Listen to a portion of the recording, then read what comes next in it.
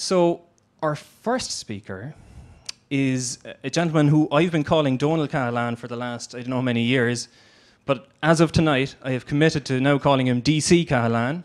So DC is the Chief Marketing Officer at TrustEv, which was recently named the top tech startup in Europe by the European Commission, if you can imagine that.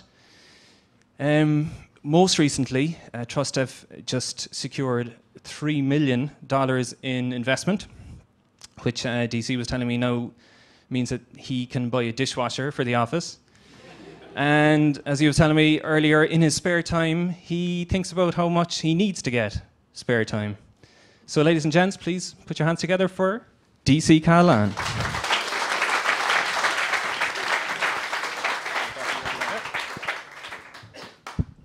Hi, good evening, folks.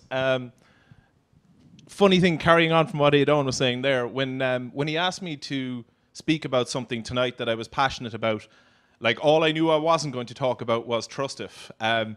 For anybody who's been involved in a startup, this week last year we started the business, and essentially every week since then, you know, we've pitched and presented about the business 5 or 6 times.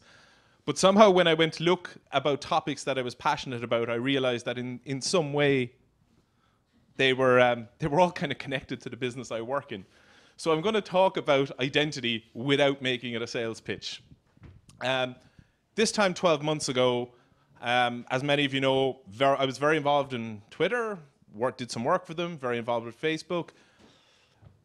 Things like privacy and identity and stuff like that, I never actually had thought an awful lot about them. And then 12 months ago, a man called Pat Phelan asked me to get involved in a business that he promised me that he would make the concepts of privacy and identity a very sexy business to work in.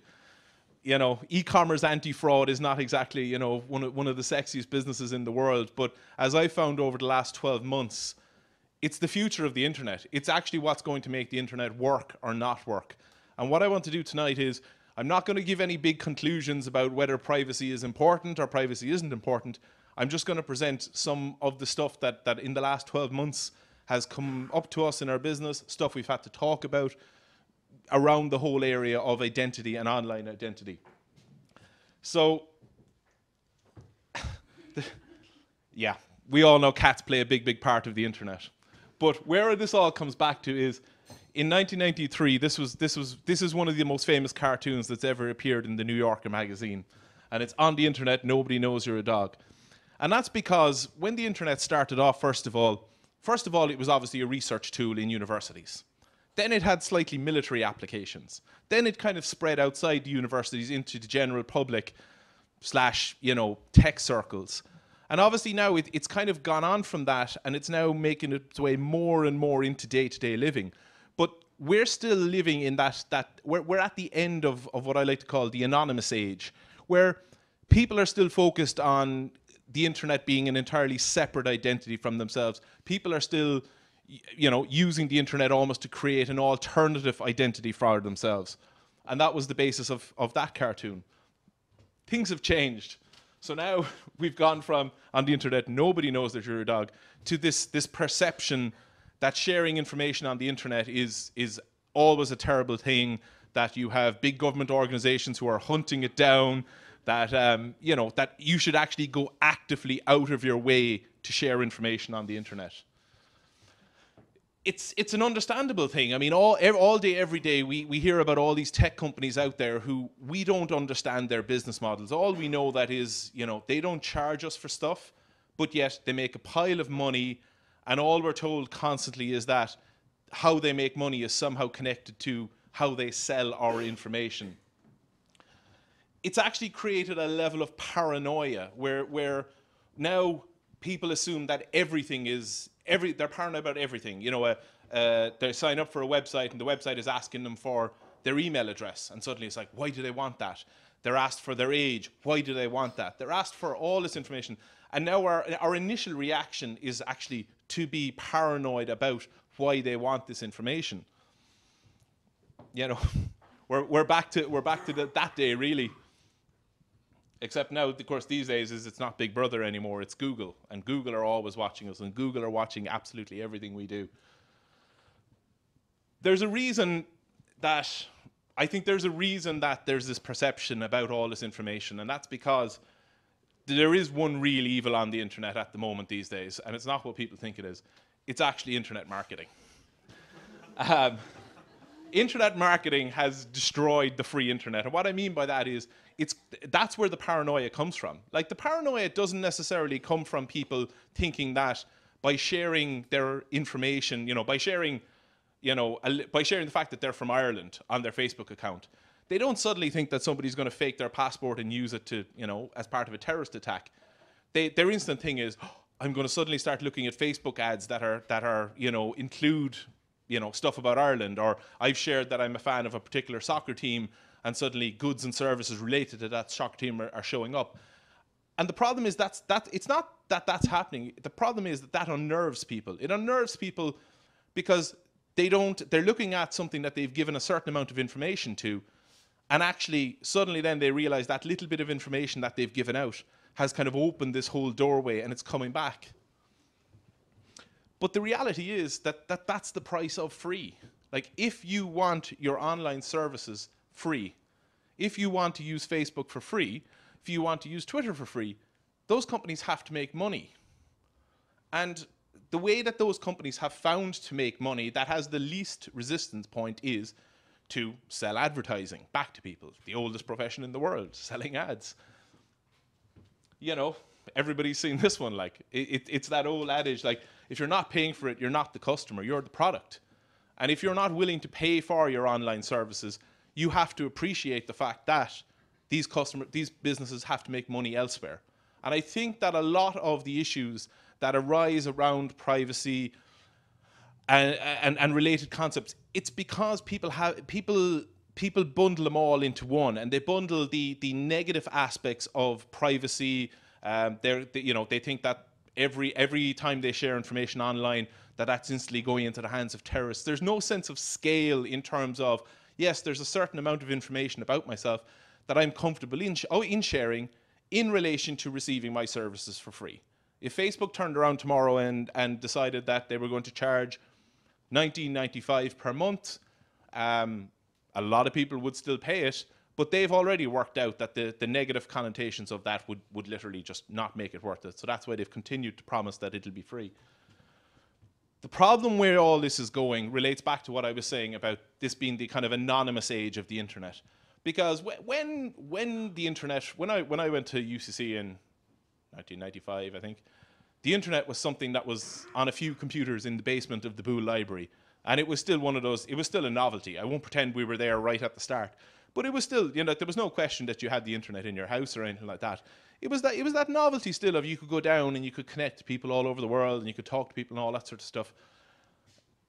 And, that was fine when it was when it was kept within those circles. What's happened now is that we're now heading to the stage where the internet is evolving on a daily basis. And the problem is that it's heading straight into a brick wall, because it can't evolve if people are going to constantly restrain the flow of information into it.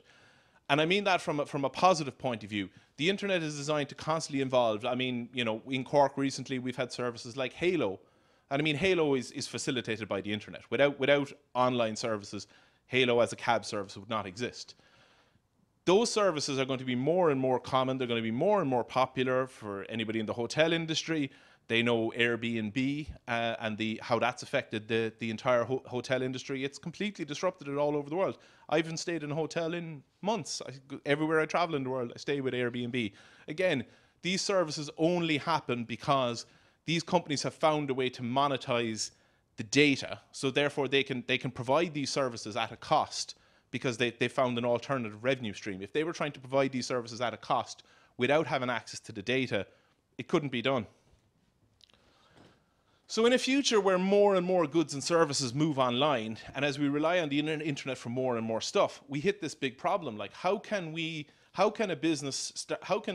pick any business in the world, a shoe shop who's selling online, one of their biggest issues with moving online is things like online fraud. One of the biggest reasons for online fraud is they just can't be certain that, even though they're seeing an email come in from Adon Enright, they just can't be sure that that's him on the other end of that email.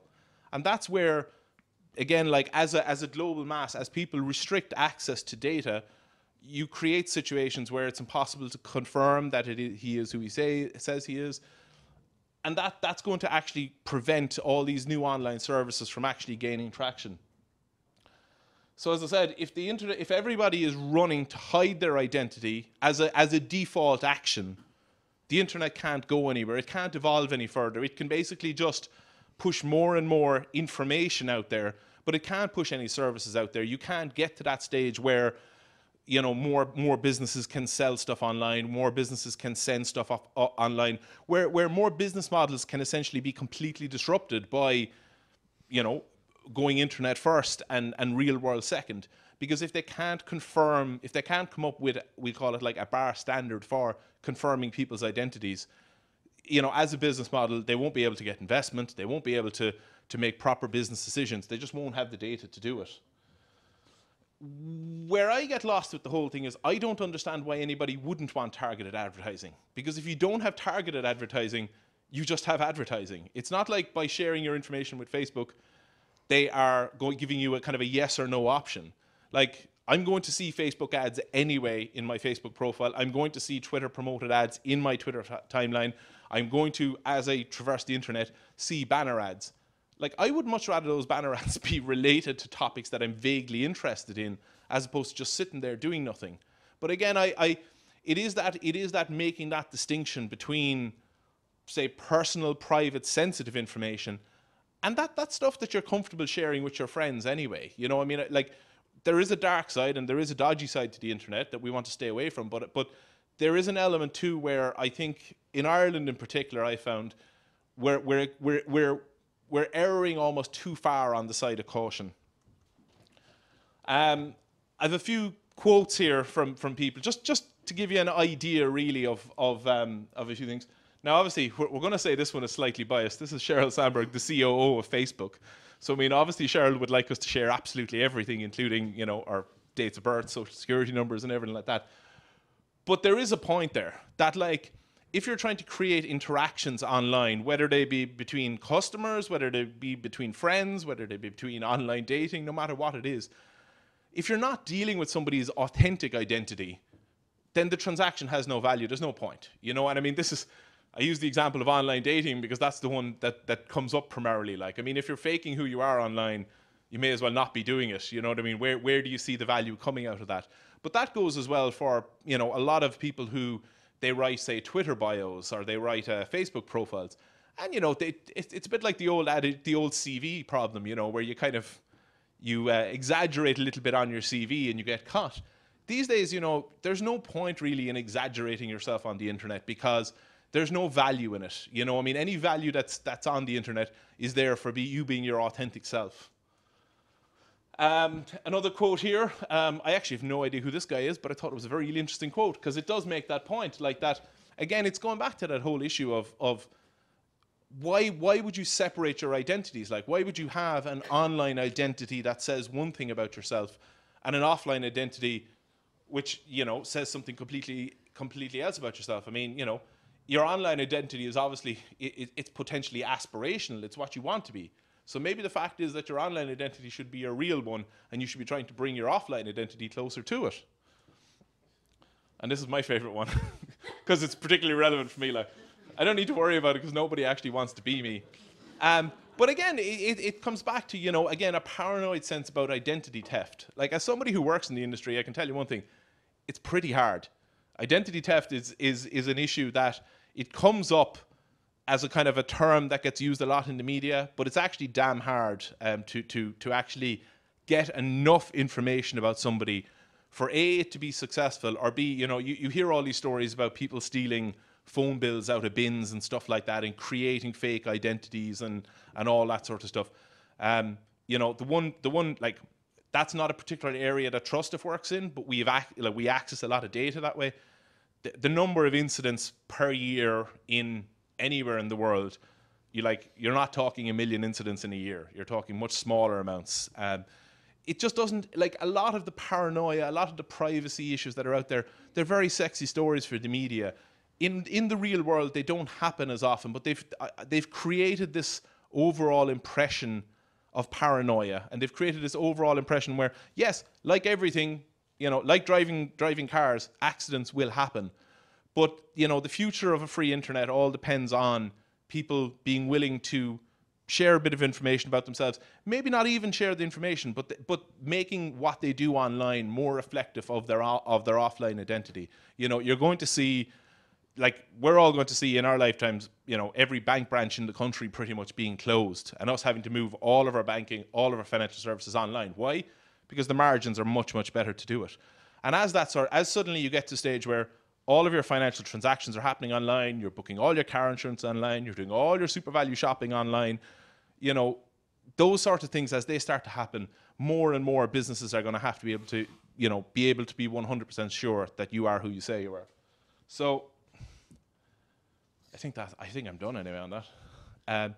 So yeah, so that's me. That's what I wanted to talk about. I hope it's given you something to talk about, because that's all it is. Because some people, everybody has a different level of privacy that they're happy with, and you should be you should do what you're comfortable with. But all I'm saying is, it's not as bad as people think it is out there, and maybe share a little bit more.